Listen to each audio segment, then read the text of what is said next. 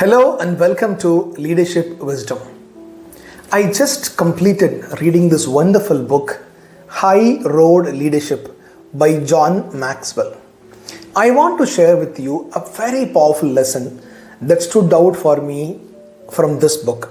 Before that, let me tell you, John Maxwell is a huge inspiration for me on my focus topic, leadership. I am a strong believer in a statement that says everything in this world rises and falls on leadership. How true, isn't it? Everything in this world. Look around carefully, my dear friends. Watch carefully. You will understand in the social world, political world, spiritual world, business world, corporate world, in schools and colleges, communities, even in families, things rise and fall completely, entirely based on the leadership. If you have an inspiring, great leader, he or she will take people forward and we all will rise up. If for some reason the leadership is bad, the whole thing falls down and crumbles down. So everything in this world is based on this one key component called leadership. In this book, High Road Leadership, John Maxwell talks about a lot of things. Those are relevant for today's modern world of leadership. But one lesson, one message that stood out to me is this. He says the role of a leader should be an unifier to bring people together, build bridges and not walls. But unfortunately, if you look at leadership around, largely is built around these terminologies like authority, power, designation, span of control, personality, charisma. All these big words of leadership talks about putting leadership into one pedestal and then make the person as a big man, huge big brother, and everybody else are smaller and lower than them actually. Because of that, a lot of leaders, when they got into positions, they built big egos. They became autocratic, they became authoritative.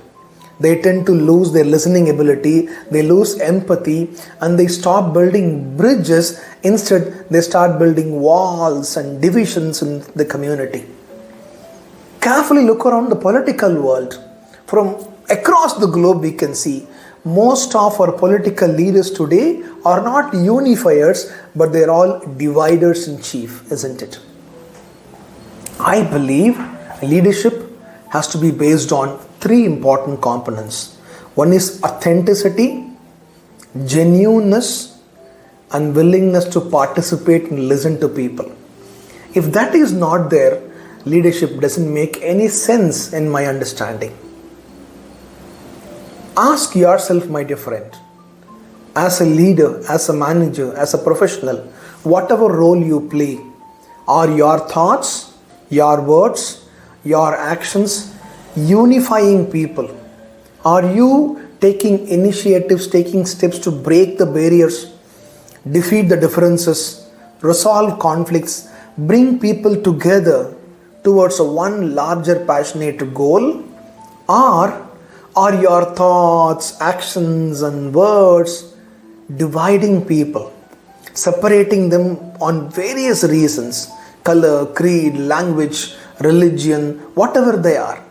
Are you separating them? Are you dividing them? Are you unconsciously or consciously pushing them into multiple brackets and putting them against one another? If that is the case, you are not a great leader. If you want to be an inspiring leader, bring about positive change and foster growth in your organization, in your community, the only way is to be a unifier. Listen to people, be empathetic, find ways and means to bring people together, unite them towards a one common cause in a very positive sense. In a very powerful, positive sense. Now, there are leaders I see who unite people with negativity by pitching across opposition people, by creating a fake opponent and say, if this has to be defeated, we all have to come together. That's also a unifying tactic, but that is not a genuine way of building collaboration. Irrespective of people's color, race, and their belief system, where they come from, can you bring them together? Can you unify them? Only that will make you an inspiring leader.